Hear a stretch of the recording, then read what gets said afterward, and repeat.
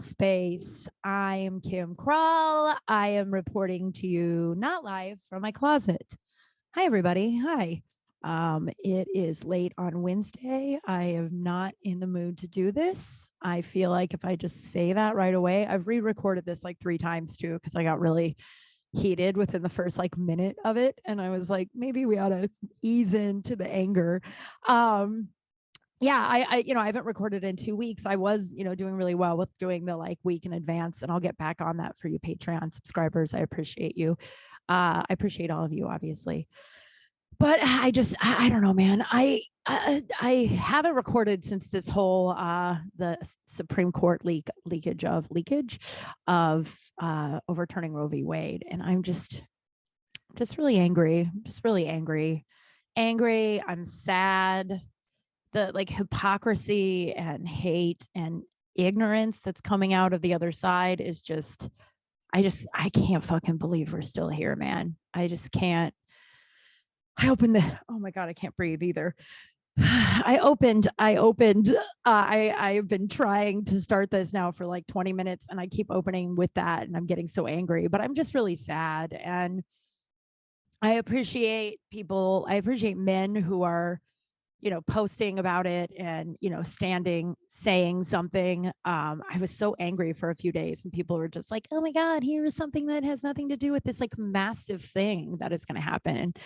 And then I had another guy who messaged me. He always messages me like shaming, condescending, like accusing, messages on Instagram. Like I'm like this, like, I don't know, but it was like, this is how Trump got elected. And I was like, dude, just fucking leave me alone.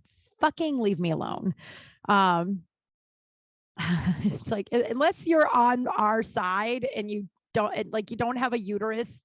No, what is the Jennifer Aniston? What was it? What's her name? Rachel on Friends. Was like, no uterus, no opinion. No, and that's exactly it. No uterus, no fucking opinion. And I can't imagine if I have any listeners that have made it this far in Crawl Space not agreeing with that. I have lost a lot of friends and followers on all of the socials because of my pro-choice opinion. I believe any other opinion is just such a dumb opinion to have. It's just like, it's not even ignorance. It's just, you're just dumb. It's dumb, dude. Like to not open up your small brain to like look at why. I'm just so angry and I'm starting at it again. All right, I'm not starting over. But just know that I have been in a really big funk since this whole thing has happened. And it just feels really helpless because it's just like, there's literally nothing we can do. We can march. I mean, we can vote, but there's still still sketchy ass trash that is going to like manipulate and maneuver the system, Mitch McConnell, to be in charge. And it makes me feel really helpless and hopeless. And the only thing I can do is just keep,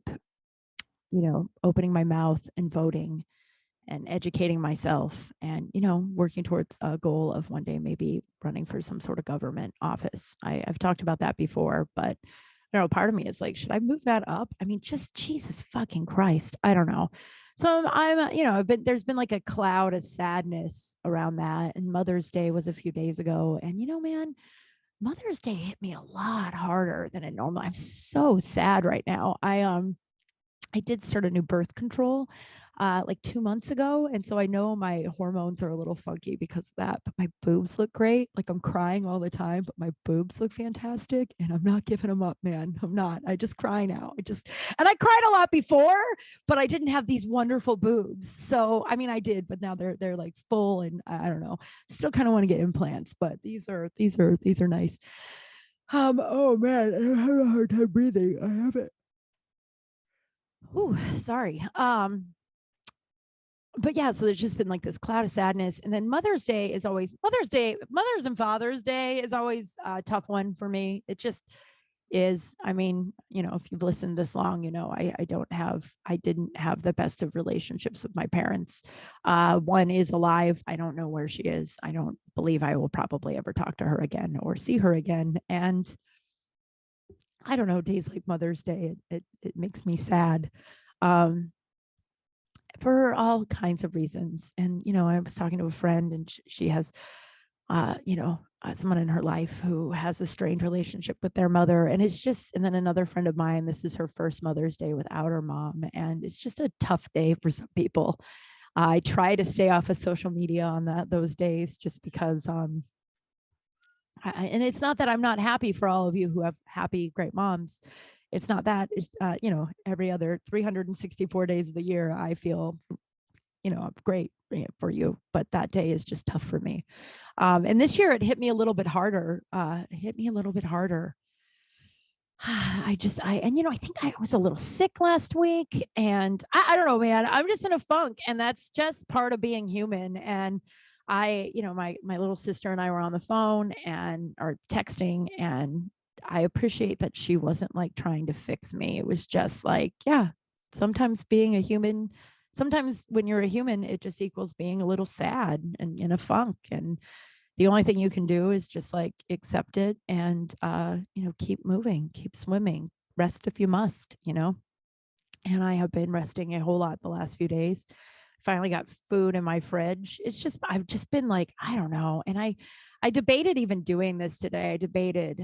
I was like, do I really want it? But I think, what I always feel is it's important to share the shit as well as the good stuff, because the shit is like what not brings us together, but just like I said, last week or a couple of weeks ago, before I was going to see my friend Anna's brother's play, which I haven't talked about. I think it's important to talk about these hard things. I struggle with mental illness and depression, and I've been in a funk the last few days.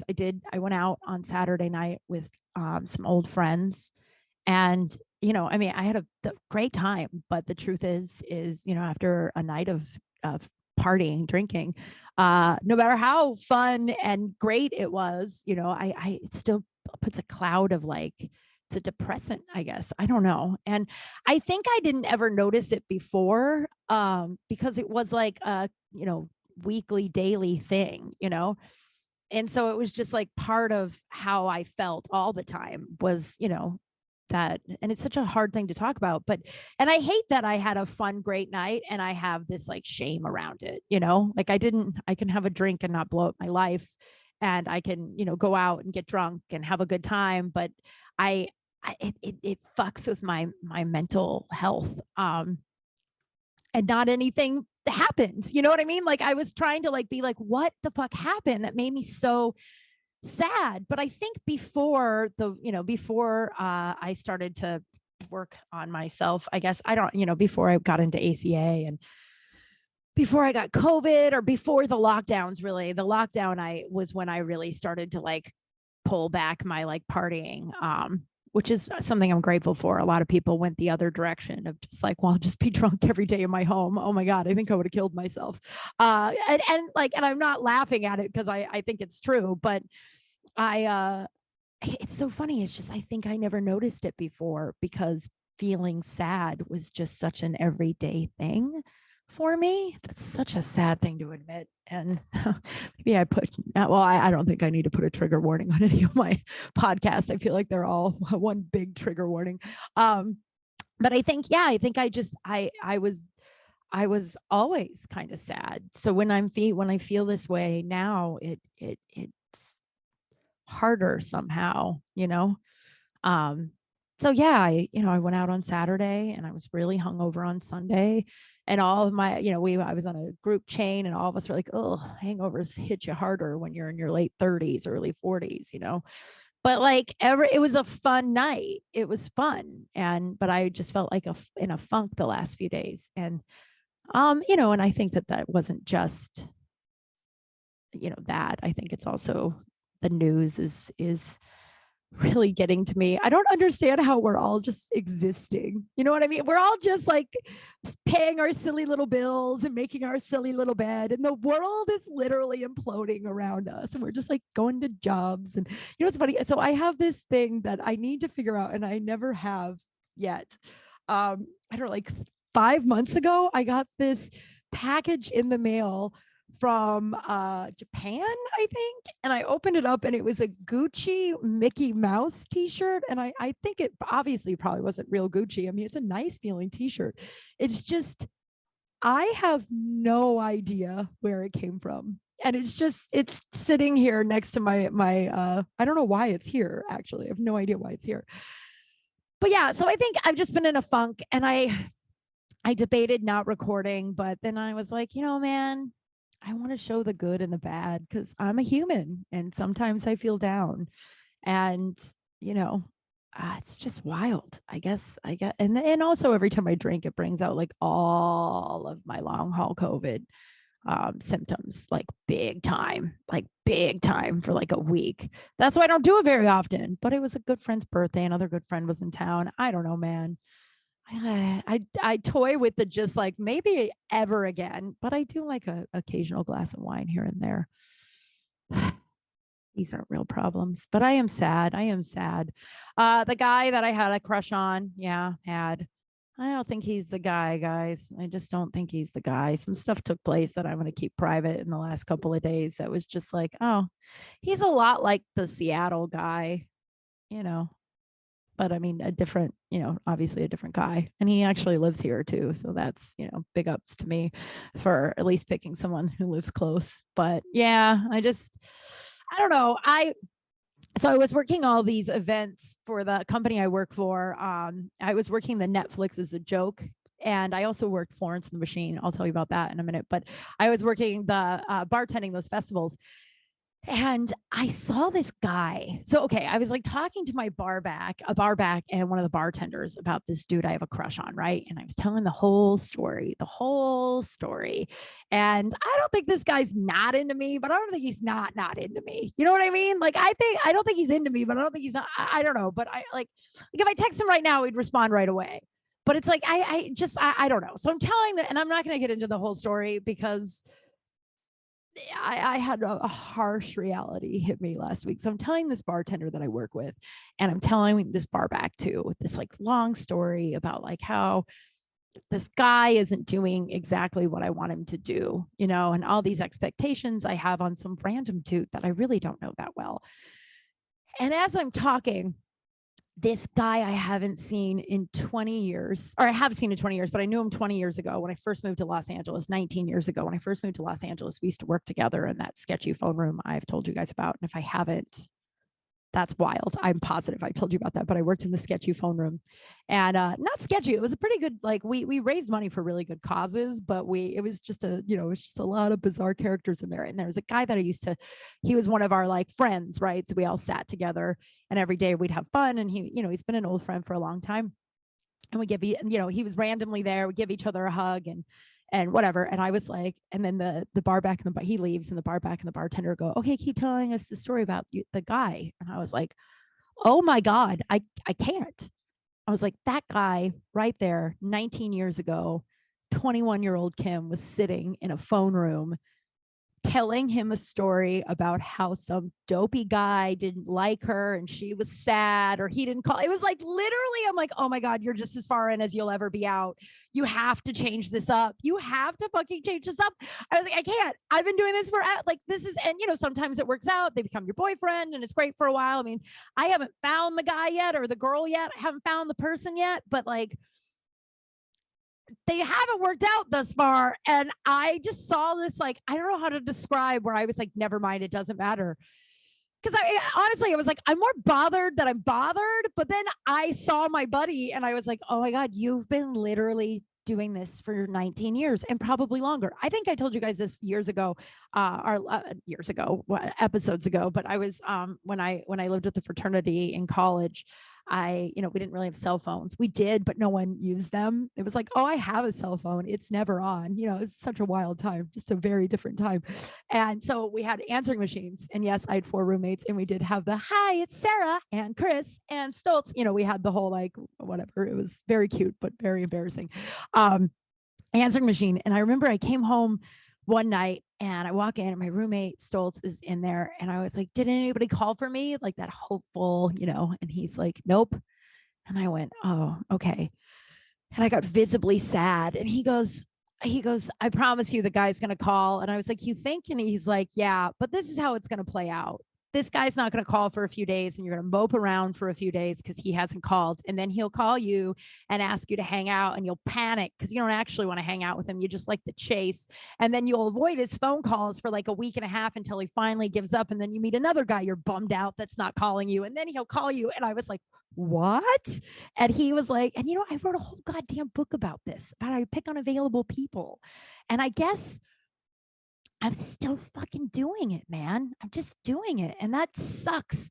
And it's, I used to talk to my old sponsor about this, about, relapses, I guess is the best word for them. I mean, in my program, it's not relapse like a substance, but it's more of like an emotional relapse where you go back to old behavior, go back to the inner drugstore, if you will. And we were talking about emotional relapses and how when you're more aware of your defects and your shitty behavior, not shitty, me liking this guy wasn't shitty. I'm not putting myself down. In fact, I'm proud of myself that it's only been like a month of me having this little crush and then me realizing, oh, not the droid I'm looking for. I will move on. Like, I'm proud of myself for recognizing that. I normally I would have hung on for another 8 months, and now I'm just like, no, it's a little painful now, but I'm going to clap out of this one. And I'm picking my nose a bunch. I got to catch up on YouTube. I have such a long to-do list that I just want to lay down. Maybe that's why I've just been in a funk and laying down so much lately.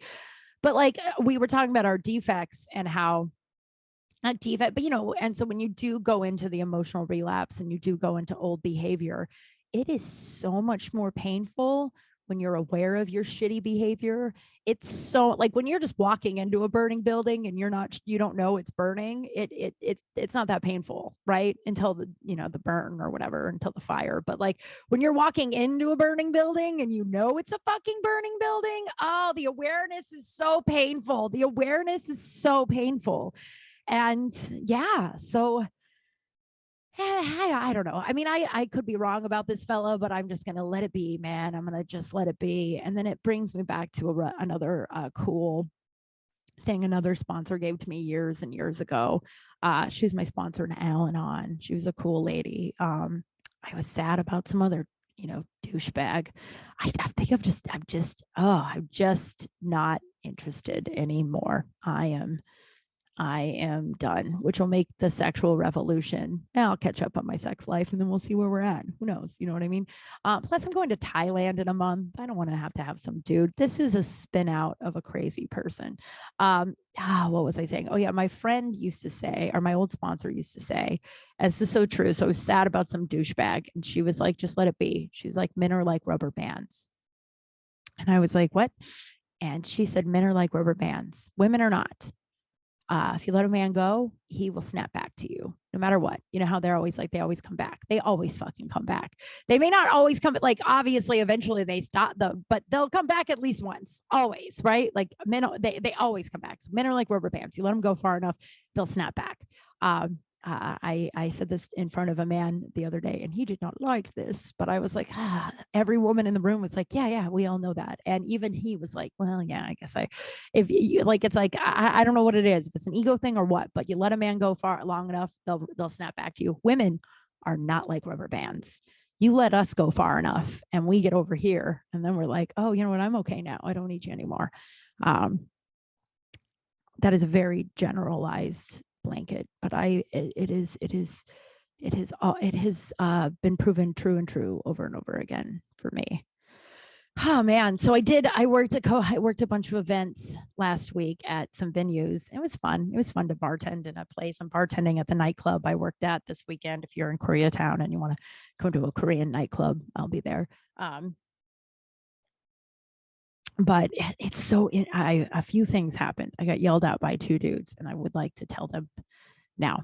One of them was a famous guy. Okay. So with this company that I work for, and this happens at like most events. I mean, I've never been to a football game and tried to order 14 beers, but most events, so I'm assuming it's there too, but like most events, the liquor license of the company that is working can only sell you a certain amount of alcohol, right?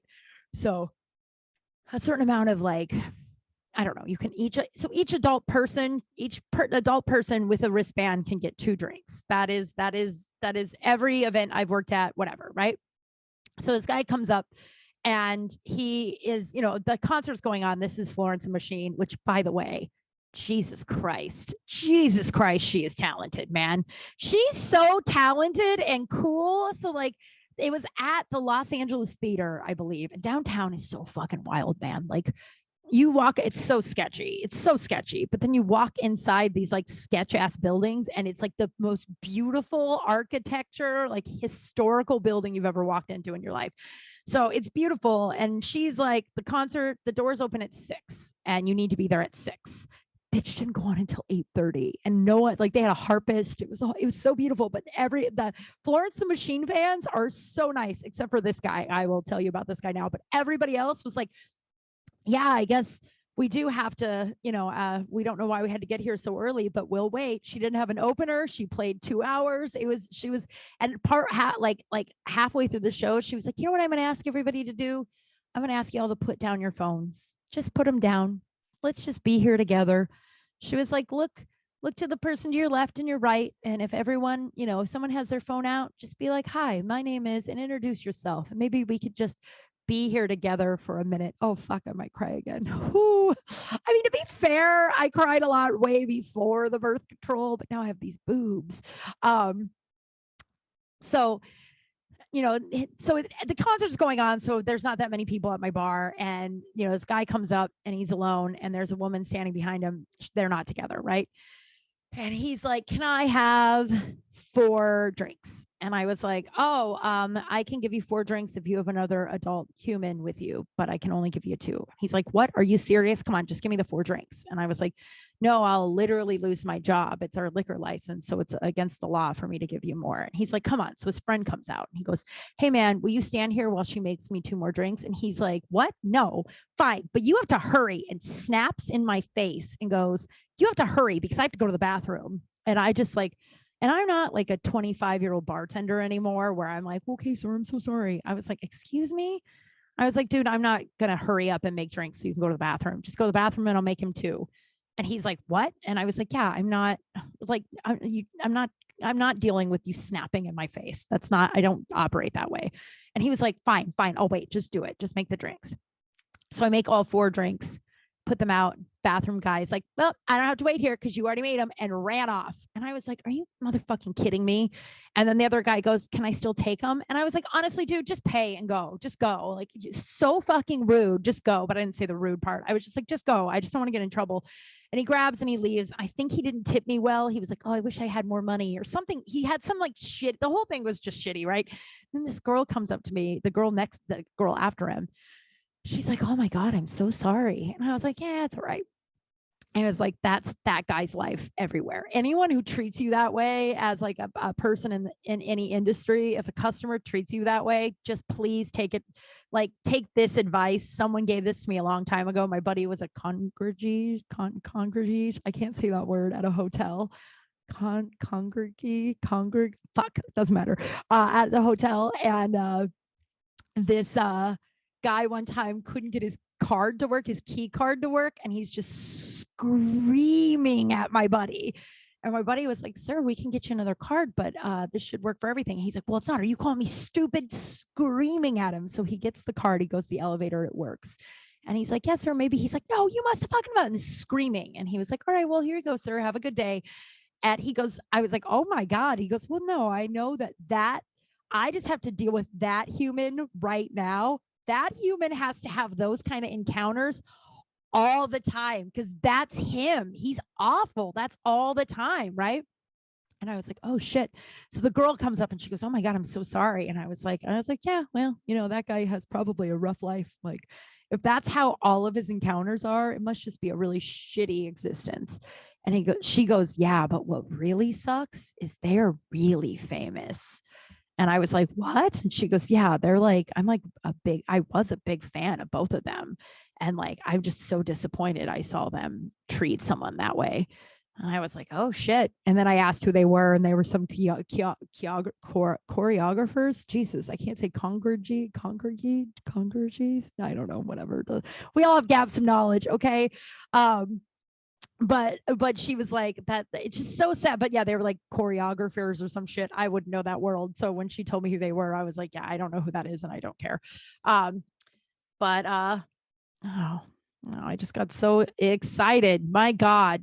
I thought I saw that. I'm even though I'm not interested anymore, doesn't mean I'm not still bummed out about this dude with the crush. I thought he just texted me. And I was like, oh, maybe. No. You're just as far in as you'll ever be out, unless you'll fucking switch some stuff. And I don't know. It was just such a weird, daunting moment to see that guy from 19 years ago and be like, oh my God, 19 years ago, I was doing this exact same thing. And look at me. I just get so excited that this fucking dude texts me. It's not a good look. Not a good look for me right now. And then another guy. So another night I was working this one of the comedy festivals and at the bar, and I am a good bartender.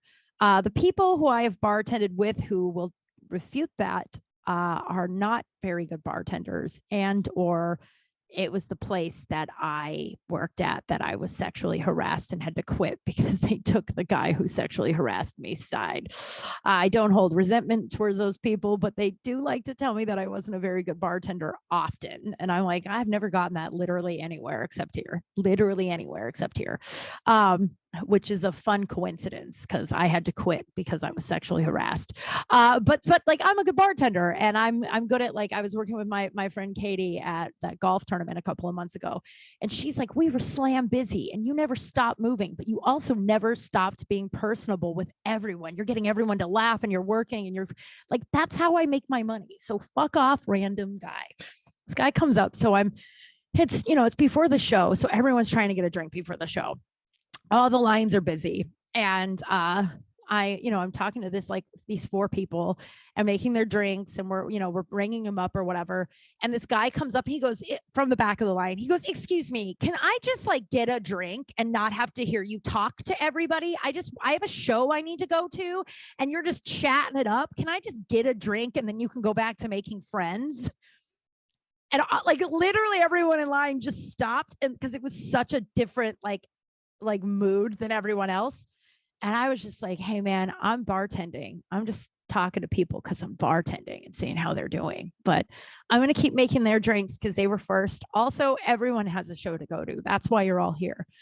And then I went back to the girl that I was talking to, and I was like, so you did want sour or whatever I was asking her? And she's like, yeah, I'm so sorry. And I was like, what are you fucking sorry about? And then what was even worse is that guy storms off, makes his wife stay. And then his wife is like shaking uncomfortable, she's like, we didn't have the beer he wanted. We did find out later that we actually did have that beer, which is hilarious. But she was like, can I get a Corona? And I was like, oh, we don't have that. We just have Bud Light. And it was so sad because she was like, oh my God, I don't think he's going to be okay with that. Ask him. It's just like, oh my God, can you imagine? I would way rather live the rest of my life alone with my booties. Those are my cats, than ever put up with someone who acts that way. And he leaves, she runs off, but everyone in line was like, oh my God. And then the bar back goes, you know what's really funny? I was watching you talk to everybody. And before that guy came up, I literally thought, man, she hasn't stopped moving and making drinks, but she's still being fun and friendly. What a cunt, right? Not the bar back, the guy. I haven't had several days of just bartending, that kind of thing. Normally when I do the festivals, it's one long 12-hour day, but I make 2 weeks worth of stuff, right? And so it's just been, I don't know, man. And I'm disappointed about my crush. I'm just disappointed. And you know what? Without getting into details, maybe I will another day, or in the future or whatever, when I have more perspective on the whole thing. He didn't do anything. Nothing happened. It just was like, oh, this guy isn't what I'm looking for. And sometimes, never actually do I wait until, never do I go, when the first red flag goes off, normally I go, it'll be fine, and dig my heels in the sand. Again, I wrote a whole fucking book about this, about how I'm like, I will shape shift a red flag to make it into like not a red flag, shape shift a red flag all the time. And this time I am, trying to shift. So 19 years from now, I'm not running into some guy, one of those barbacks being like, fuck, 19 years from now, we all might be dead. So I won't have to worry about that. But yeah, so I mean, I'm just a little disappointed. Just a little disappointed. And I think that's okay. When my uncle died a few months ago, I was, God, that was only a few months ago. Isn't that wild? I met this woman at the bar in December when he died. Nice woman, but I was just like, oh, it's been a rough day or whatever, and she was like, oh my God, I'm so sorry. I was like, my uncle passed away. It was like my dad, and she was like, oh, and then she went into trying to fix it mode, and I was like, hey, don't do that. Like, I'm just sad, and like, you don't have to make me not sad. Like, there's not going to be anything you can say or do that'll make me not sad. In fact, it's just kind of annoying. It's kind of dismissive of my feelings if you try to like make it not sad. And I know, like, and she messaged me, I don't know, a couple days later, and she goes, that literally changed my life. I've been going around trying to fix and change people to make everyone feel better. And you're right. Sometimes you're just sad. Sometimes you're just disappointed. I'm really disappointed and sad. The state of the world, and I had a crush on a guy that just turned out not to be the droid I'm looking for. And that is fine. That is fine. And, I don't even know, man. I still don't feel very well, which kind of freaks me out. I can't get COVID for a third time, right? It felt like a cold. I slept for like 2 days and then I felt better. But now, I have been really tired. Oh, fuck. As I'm having the realization, I can't get COVID a third time. I probably will, actually. I feel like some of us will just get COVID once a year and that'll just be that. I am in a weird mood. But yeah, so I did go to my friend's brother's play a couple weeks ago. Yeah, it was tough to watch. It was really tough to watch. I don't remember the last time I recorded. I think it was like 2 weeks ago. I haven't written to him yet, and I will. It's a lot to process. It was based on her. The actress that played Anna fucking knocked it out of the park, and that was really hard to watch. That was really weird to watch your good friend, like one of your best friends who died, be reincarnated on stage by someone else. I don't know how to explain that. It's interesting. There's many people have had to see that in their lives. Movies are made after a lot of dead people all the time. But it was just really weird, and it was based on her, so the storyline wasn't exactly her, but I think her brother, it had to have been really cathartic for him to write out those feelings and get those emotions out. It was tough, man. It was tough. It was tough, dude. I'm glad I went. I'm really glad I went. I went with safe people. I cried. I sobbed. I don't know. That's all I'll say about that, I guess. I did have, we'll take a little left turn here. Take a little left turn. This was brought up. I was on Unpopular Opinion, I don't know, a week ago. It's a podcast that I'm on every now and then. The guy who I have my monthly Patreon podcast with, Jeff May, he co-hosts a bunch of stuff on Unpopular Opinion, and it's also a network, like a podcast network. I don't know. In the middle of that show, I brought up my Paul McCartney disbelief, that I don't believe Paul McCartney's alive. I believe technically Paul McCartney's alive because Billy Shears has been Paul McCartney longer than Paul McCartney was Paul McCartney. So like Paul McCartney number 2 has been Paul McCartney longer than Paul McCartney number 1 was. So he's technically Paul McCartney.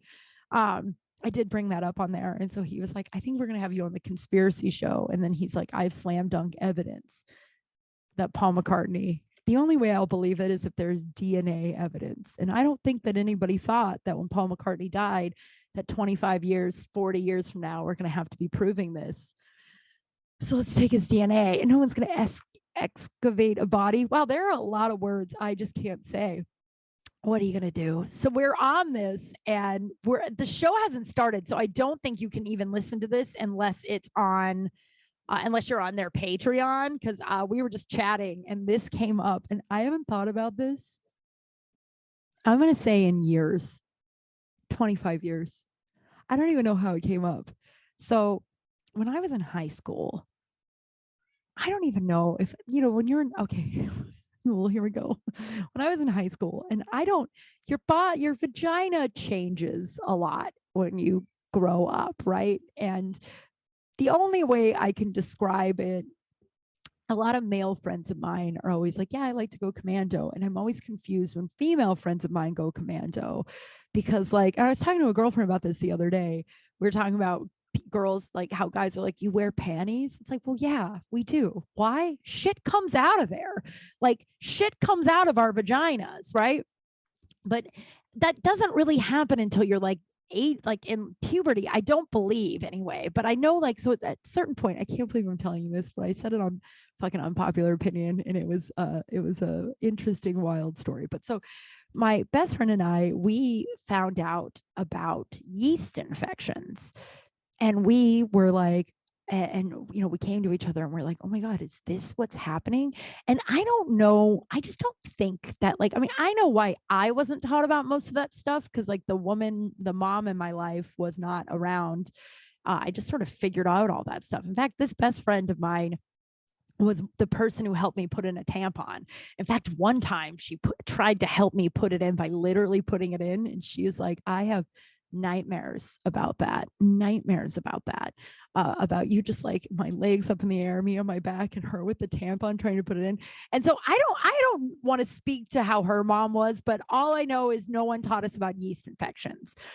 And we found out yeast infections make your vagina itchy and shit comes out of there, right? Little did we know that sometimes your vagina just itches, just like sometimes your leg itches, right?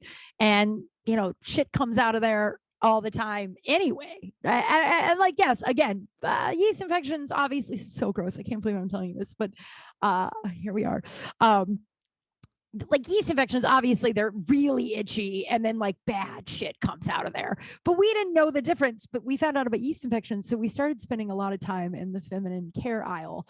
And, one time I just remember we were like, I don't know, like 16, and we got Burger King, and we went to King Soopers, which was like our grocery store, our Kroger or whatever.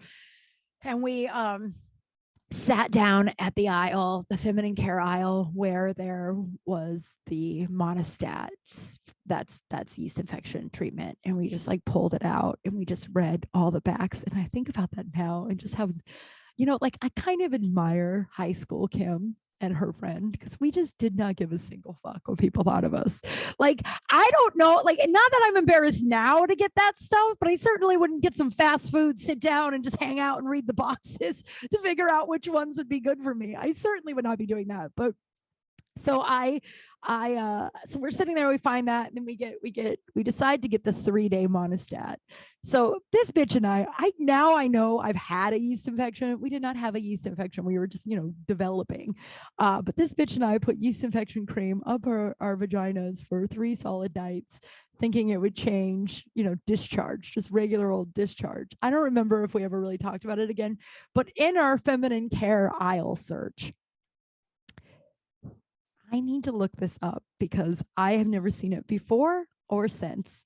But there was a little blue box with yellow writing, and it said NSYNC on it. And I think it said in like IN, not like NSYNC, the like band. But it said NSYNC on it, and it was a feminine care product. And it was like basically like a tampon that, and I'm trying to look out of memory, and I cannot believe I cannot. It was like a tampon, but without the applicator. So, and it was like flat. So it was basically like a big flat piece of gauze that was like 3 inches long and then like 2 inches wide, and then like flat gauze, right? And we couldn't figure out what it was supposed to do. So she and I decided that it probably just went in between our labia, like in our labia. So for a whole day, she and I put these NSYNC things in our labia and walked around school because we thought that that was supposed to prevent something. And I don't know if we ever talked about it again, talked about it since. I haven't thought about it until like, I don't know, 2 weeks ago when I was randomly on some podcast and was like, this is the time I need to tell them about how I used to put, how one day I put a big piece of gauze in my labia to catch what? I don't know. I mean, now I know, like, and I don't know, a lot of guys, I don't even know if you guys know about the discharge. My friend said her husband, like not too long ago, she had her panties on the ground and it had like discharge in it, just like regular yuck. Sorry. So sorry. I know that word is triggering for some people, the way the word moist is upsetting for me. But so she had her underwear on the ground and it had some discharge in it. And her husband saw it and he went, oh, hey. And she was like, what? He goes, looks like someone got a little turned on today, huh? She was like, what? And then he like points to the discharge and he's like, right there. And she's like, what? Do you not know about vaginal discharge? And he was like, oh my God, what? I don't understand how we're not teaching everyone about the woman body. I mean, we're certainly making a ton of laws to regulate it. I'm so mad. But yeah, I right after I record this, I think I'm going to look up what these NSYNC things are. I'm going to look it up. I'm going to see. I'm going to find it. Cause like part of me thinks, did we make that up? And I think, and it also might've been, I think it was to collect pee, like leakage. I think we put it where we were supposed to put it.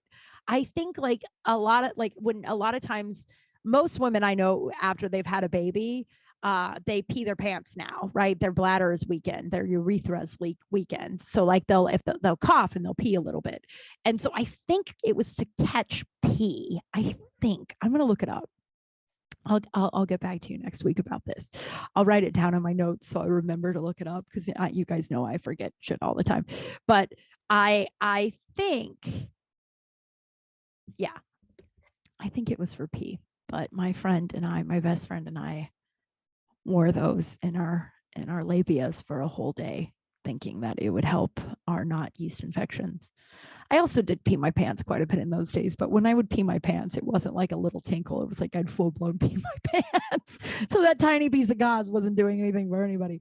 When I was bartending last week, I wrote this down. When I was bartending last week, we were talking about, so a girl I was working with, she was talking about how she tested positive for COVID on a home test and then, slept for 5 or 6 days and then slept and then took like a PCR test, but she had already submitted her positive home test. So she lost a job, but then the PCR test came back as negative. So she asked the job and they're like, yeah, you should have done the PCR because that's actually more accurate or whatever. And we were all talking about sickness and like what you do now, right? I had a little cold last week, but like I was like, it's like a little sniffle. But I was telling him that and I was like, I'm positive it's just this. And we're like, remember how we used to just work really sick all the time? And then we started talking like, so I had this crazy boss at Big Wings. This guy actually was the reason I dipped out of Big Wings. And I knew that one day I would thank this guy because I was there for so long that there was a chance I would just never have left Big Wings, but he was so awful. I was like, I gotta get the fuck out of here. The GM got fired, who was a good friend of mine. And this manager, his name is Marco, who gives a fuck if Marco listens to this. Hi, Marco. It's weird you listen to my podcast. But his name is Marco. And before Marco became the GM, he and I were like buddies, right? We'd smoke every day. We'd talk about everything. And he was a weird dude, but he was fine, right? He was young and he was fine. And then the GM, who was a good friend of mine, got fired. And I knew a lot about Big Wings. I was like the head bartender and server. That's not something I necessarily want to, embroider on a pillow. But I was like, I knew all the regulars. I'd been there a really long time. And so I came back from out of town. They did it while I was out of town. Some tell me that wasn't a coincidence because I probably would have stood up for the GM. It was all really fucking sketchy. And the people that helped the GM get fired were good friends of mine. And I will never look at them the same again after this because they just did this guy dirty. Right. And so I went into the office, I looked at Marco and I was like, hey, man, I know that everyone seems to think that there's going to be like a team other guy and team you. I don't feel that way. I'm team. I want to make the most money I can here. So I'm, whatever you need, if you need like, regulars information or like whatever you need, I'm here. Right. He stands up. This guy looks me in the eye, shakes my fucking hand, and he goes, thank you so much. I really appreciate that. And then I leave the office. And then he looks at the other two managers who were friends of mine, by the way. So they immediately told me. He looked at them and he goes, fuck that girl. She doesn't get everything she wants anymore. By the way, I did get a lot of good shifts and I got I did get everything I wanted, but I also worked really, really hard at that bar. So like earned it. It wasn't like I got grandfathered in and whatever, who cares, right? But he was like, fuck that girl. So then he started having me waitress on dead Saturday afternoons and taking my football shifts and all this crazy shit. He ended up getting fired or quitting or leaving town or something because he dropped there's like, I guess in every kitchen, if there's some sort of fire and it's like can't be put out, there's like a switch that drops foam on the kitchen. And so it immediately puts out the fire, but it's like a $2,000 fix, which is better than whatever the fire would do. But he mistakenly did that and then just quit, like walked out the front door and never came back. That was like 6 months after I left. But one of the days while I was there, before I decided to quit, and again, when I quit, I finally was like, you know what, man? I know one day I'm going to be really grateful for this because this forced me out of this bar. God knows where I would be now if I talk about sliding doors, which I talk about sometimes on here. But I just got really present in how wild it is that I'm able to just sit in my closet and completely talk to you guys for an hour and there's no humans staring at me and I'm just talking and it's fine. I'm having fun. I hope you are too. I did get a little emotional, but once again, I'm not giving up these boobs, baby. So one time, before I quit, I got really sick one day, and I called in, and before COVID, the amount of times your bartenders, waitresses, busboys, everyone that handled your fucking food was like on death's door sick. Guys, every single one of us at least 6 times has worked. I worked with walking pneumonia one time. I know some people who were going into the bathroom every 20 minutes to throw up while they were serving your food because managers wouldn't allow you to call out.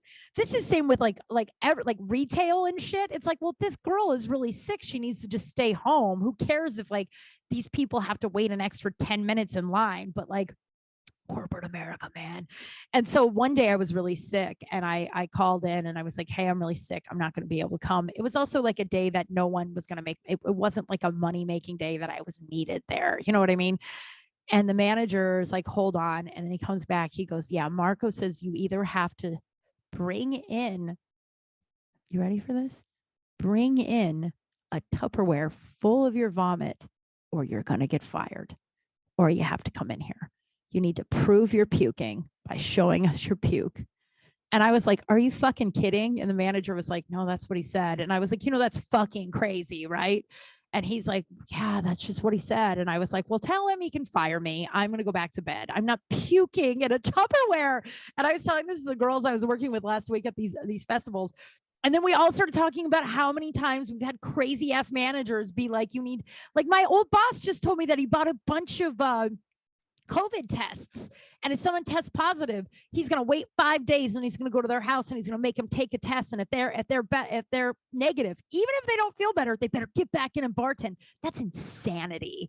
And also probably why we're all just giving each other the same head cold over and over and over again, because all of the people that serve us out in the world, Target employees, fucking restaurant workers, are just dog sick working. And then, I mean, the amount, and we're not washing our hands as we're sneezing and shit because you're busy in the weeds. I don't work in now I refuse. So I worked at a hot dog on a stick years ago. And I've told you guys about this in one of the early episodes. I don't know. I used to have this problem that I was like afraid I wouldn't make enough money. So I would just take literally any job I saw. Like if I saw a now hiring sign, I would just like apply and just work. So I worked all these weird, really low paying jobs that didn't really make a dent in any of my bills, but it just like made me feel safe. And it was right when I first moved to Los Angeles. So I worked at a hot dog on a stick.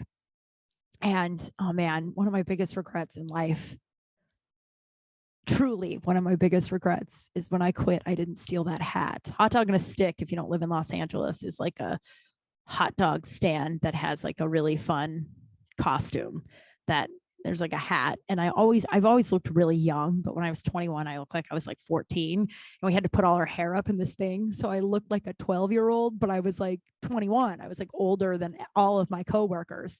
And one of my coworkers, Farah, took my first headshot, which I will post with this episode for the whole first headshot day or whatever.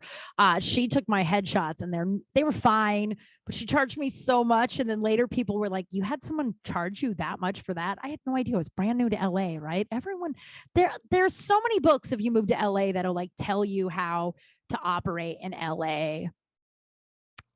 But one of the things they talk about is not getting had with headshots. Because anyway, so my boss was like this like 16-year-old girl, and I had walking pneumonia. I was so sick.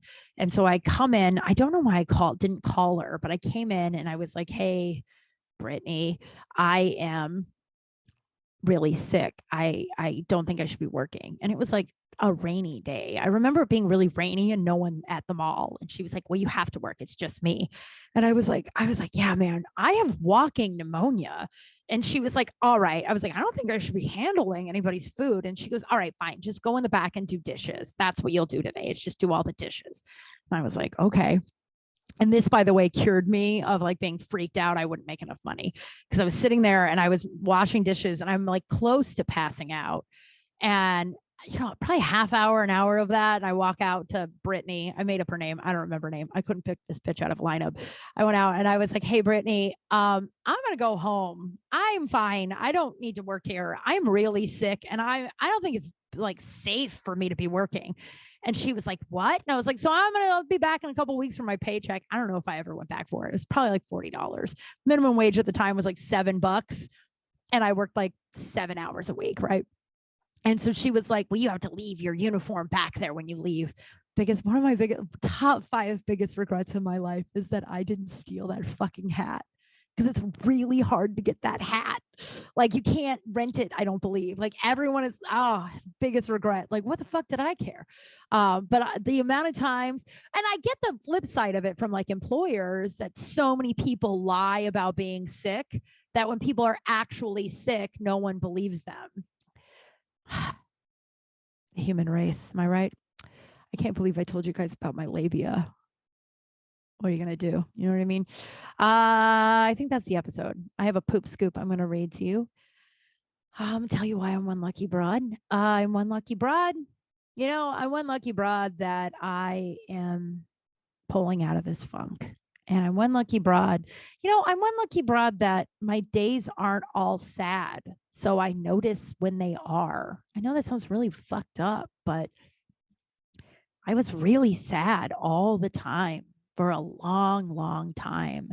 So now when I'm sad, I notice it more, if that makes any sense. And I'm grateful. I'm one lucky broad that I'm cultivating a life that I'm really happy in. And when I am in a funk, I know how to get out of it.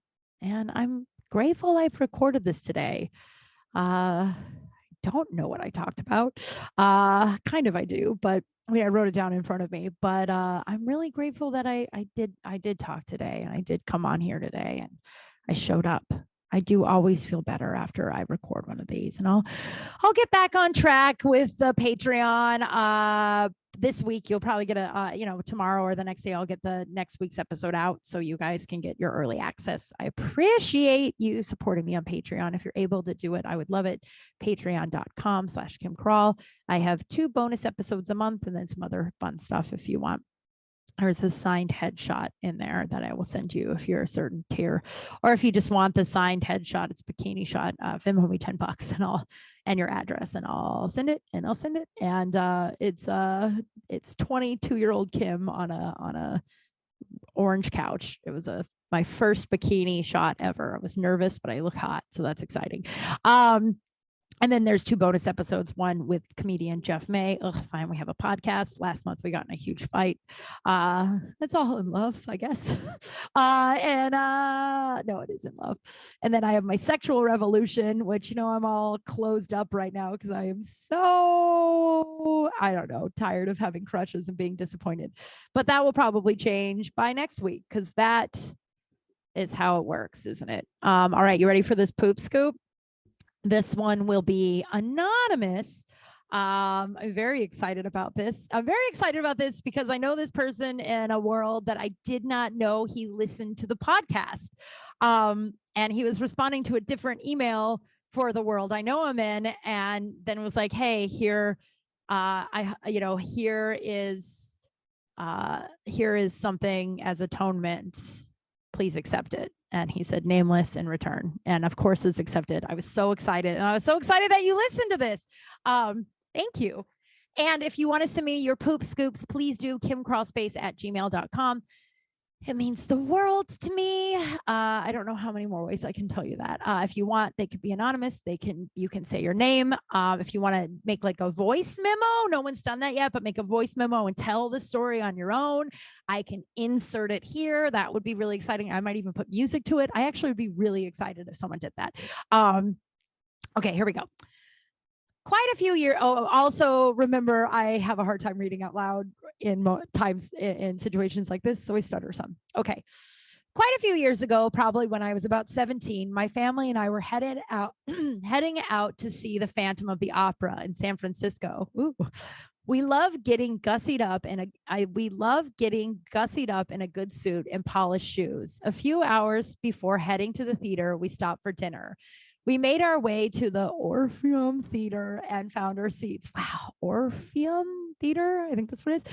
It was, I am so cultured. It was at this point when I could not feel why can't I read? It was at this point when I could feel my stomach bubble, which was leading to goodly boil in trouble. Oh no. I let it sit thinking I should be able to make it to intermission, and I didn't want to miss the opening. I mean, come on, it's such an incredible start to the show, but that bubble was working its way through. You never gamble. I gamble all the time, but I also shit my pants a lot. I could feel my body begin to heat up and my face get warm, and knew I wasn't going to last. So I headed to the restroom. It was at that point when I stood up and everything shifted. I knew I could very well be in spectacular trouble and easily drop a liquid chandelier of my own. I love this wording. I love it when you guys do this. I became super focused. And as I hit the doors, I'm sure I had a pale look on my face when all I could get out was restroom. At which seeing a sign didn't wait for an answer, or maybe the gentleman answered, but I didn't hear as I was in complete prevention mode and needed all my focus to keep my body under control. I headed straight to the restroom with the gentleman in tow. It'll become clear as to how I know that now. At this point, I'm already undoing my belt, knowing I couldn't wait for formalities, as if I did, there'd be an opera needed. There'd be an opera needed from the cleaning staff. Oh no. So I push open the door, seeing the 2 long lines of stalls lining the walls on both sides, pushing my way to the first stall as I'm dropping my pants, not even letting the door, seeing the 2 long, not even letting the door to the stall close, close fully before entering my act 1. It was at this point I could hear the gentleman on the outside saying, sir, echoing, oh no, echoing into of this bathroom and followed up with, "Sir, are you all right?" Only this time outside the stall and coming and a different voice. And what I know now, a women's voice, I replied, "Yes, thank you." Oh my God. He pooped in the women's bathroom. Though I did miss the first scene. Looking back on this, the situation could have been far more embarrassing than a simple mistake of bathrooms by a 17-year-old. By 17-year-old. Oh, and then he said, "I apologize again. I hope you had a great rest of your week." Incredible rest of your week. Thank you. That was so good.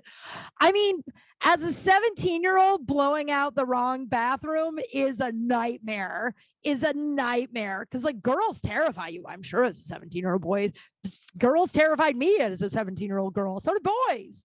Oh my God, that's so good. I love those stories, you guys. Everyone has one. Everyone. So please send me one. KimCrawlspace@gmail.com. And that's the episode. If you I mean, you know the drill. If you get a second, please leave me a rating, review. If you want to join Patreon, that's awesome. I wrote a book, Confessions of a Recovering Party Girl. You can get it at Amazon or my website. And I think that is the show. Thank you, everyone. Hope you are staying safe and being kind. Talk to you soon. Bye.